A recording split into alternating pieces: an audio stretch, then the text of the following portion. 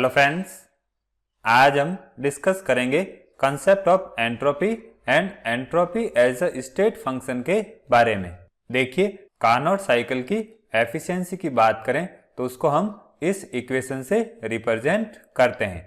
अब इन दोनों वैल्यूज को हम इस फॉर्म में भी लिख सकते हैं और यहाँ से अगर हम 1 माइनस रिमूव कर दें तो Q1 upon Q2 T1 upon T2 के इक्वल हो जाएगा, या इसको हम रीअरेंज करके इस फॉर्म में भी लिख सकते हैं। तो इससे हमारे पास इक्वेशन 2 आ जाएगी। अब इक्वेशन 2 को देखें तो Q1 अपॉन T1 की वैल्यू Q2 अपॉन T2 के इक्वल होती हैं। तो हम कह सकते हैं Q अपॉन T की जो वैल्यू है वो कांस्टेंट होती हैं। अब इक्वेशन 3 में जो Q रिवर्सिबल लिखा है वो रिवर्सिबल प्रोसेस में एक्सचेंज होने वाली हीट की क्वांटिटी को रिप्रेजेंट कर रहा है और ये हीट एक्सचेंज T टेम्परेचर पर हो रहा है।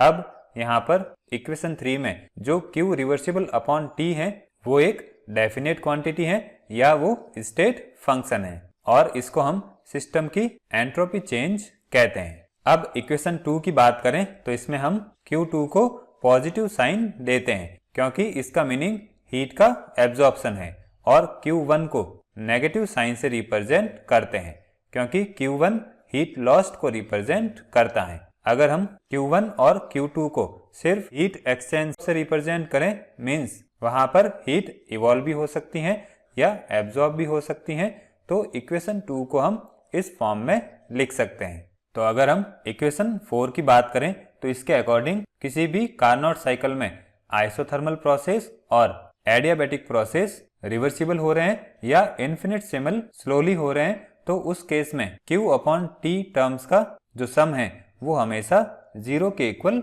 होता है।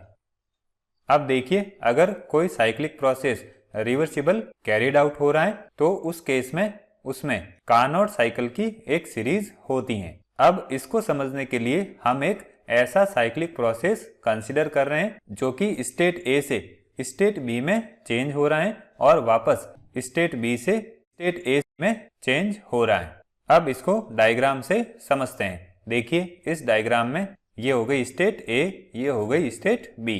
पहले पाथ फर्स्ट में सिस्टम स्टेट A से स्टेट B में जाएगा और फिर पाथ सेकंड के थ्रू सिस्टम स्टेट B से वापस स्टेट A में आएगा। अब जैसा कि हमने डिस्कस किया था, किसी भी रिवर्सिबल साइक्लिक प्रोसेस में कई सारे स्मॉल कार्नोट साइकिल इन्वॉल्व होते हैं, या हम कह सकते हैं उस रिवर्सिबल साइकिल में कई सारे आइसोथर्मल्स और एडियाबैटिक प्रोसेस की एक सीरीज होती हैं। देखिए, इस डायग्राम में एक कार्नोट साइकिल को इस स्मॉल साइकिल से रिप्रेजेंट किया गया है। इस डायग्राम में जो हॉरिजॉन्टल स्लैंटिंग लाइन है वो एडियाबैटिक प्रोसेस को रिप्रेजेंट कर रही है और जो वर्टिकल स्लैंटिंग लाइंस हैं वो आइसोथर्मल प्रोसेस को रिप्रेजेंट कर रही हैं। अब इस पूरे प्रोसेस में अगर आइसोथर्मल और एडियाबैटिक चेंज को बहुत छोटा बना दिया जाए या कार्नोट साइकिल के नंबर बहुत ज्यादा इंक्रीज कर दिया जाए तो उस केस में ये जो एडियाबैटिक प्रोसेस हैं वो एक दूसरे को कैंसिल आउट कर देंगे क्योंकि इसमें जो डायरेक्शन है वो एक दूसरे के ऑपोजिट है। तो इस तरह से सारे एडियाबैटिक प्रोसेस एक दूसरे से कैंसिल आउट हो जाएंगे और ये जो साइकिल है उसमें इस तरह से सिर्फ आइसोथर्मल प्रोसेस ही रहेंगे। देखिए, यहाँ पर आइसोथर्मल की डायरेक्शन ये है, यहाँ पर ये है, तो इस तरह से जो कर्व AB है वो आइसोथर्मल हो जाएगा। तो इस तरह से हम कह सकते हैं किसी भी रिवर्सिबल साइकिल में infinite number of small Carnot cycle include होते हैं। अब जैसा कि हमने डिस्कस किया था, किसी भी कार्नोट साइकिल के लिए Q अपॉन T टर्म्स का जो सम है वो 0 के इक्वल होता है और अगर हम रिवर्सिबल साइकिल ABA की बात करें तो इसमें कार्नोट साइकिल की एक सीरीज होती है।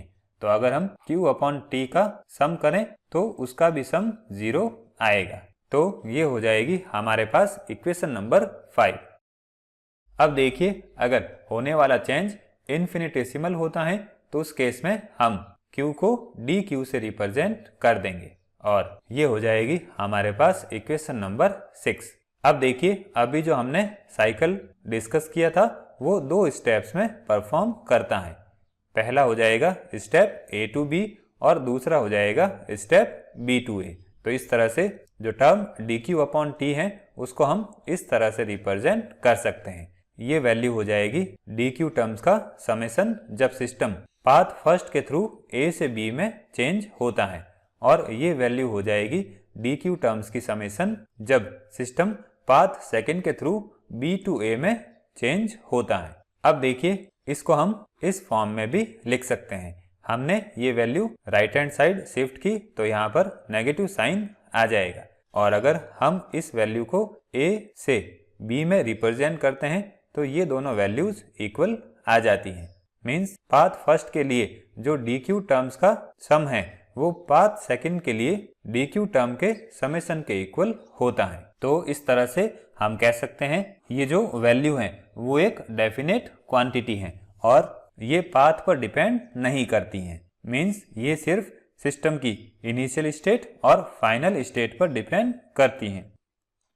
तो इस तरह से हम कह सकते हैं ये जो वैल्यू है वो डेल E और डेल H की तरह ही सिस्टम जब स्टेट A से स्टेट B में जाता है तो उसके लिए एक सिंगल वैल्यूड फंक्शन में चेंज को रिप्रेजेंट करती हैं, और इस फंक्शन को हम एंट्रोपी कहते हैं।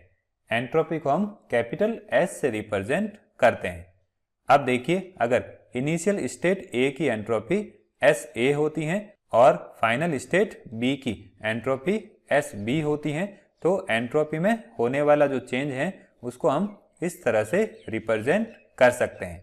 अब इनफिनिटेसिमल स्मॉल चेंज की बात करें तो एंट्रोपी को हम ds = dq/t से रिप्रेजेंट करेंगे। अब कांस्टेंट टेम्परेचर पर फाइनाइट चेंज के लिए ds को हम डेल S से रिप्रेजेंट करेंगे और dq को q से रिप्रेजेंट करेंगे। अब देखिए एंट्रोपी की बात करें तो जैसा कि हमने डिस्कस किया है ये एक स्टेट फंक्शन होता है। तो जब स्टेट A से B में एंट्रोपी में चेंज होता है तो वो चेंज हमेशा सेम रहता है, चाहे चेंज रिवर्सिबल है या नहीं है। लेकिन अगर हम मैथमेटिकली बात करें तो एंट्रोपी को हम इक्वेशन 12 से रिप्रेजेंट कर सकते हैं। ये हो जाएगी इक्वेशन नंबर 12, और एंट्रोपी को हम इस इक्वेशन के फॉर्म में तभी रिप्रेजेंट कर सकते हैं जब प्रोसेस रिवर्सिबल हो, क्योंकि कार्नोट साइकिल हमेशा रिवर्सिबल वर्क करता है। तो इस तरह से सिस्टम की स्टेट में फाइनाइट चेंज के लिए कांस्टेंट टेम्परेचर पर जो एंट्रोपी है उसको हम इक्वेशन 13 से रिप्रेजेंट कर सकते हैं। अब बात करते हैं एंट्रोपी की यूनिट की। तो देखिए एंट्रोपी Q/T के इक्वल होती हैं। तो हीट को हम जूल में रिप्रेजेंट करेंगे और टेम्परेचर को केल्विन में। तो इस तरह से एंट्रोपी की यूनिट जूल पर केल्विन या जूल केल्विन इनवर्स हो जाएगी, और इसको हम एंट्रोपी यूनिट या EU कहते हैं।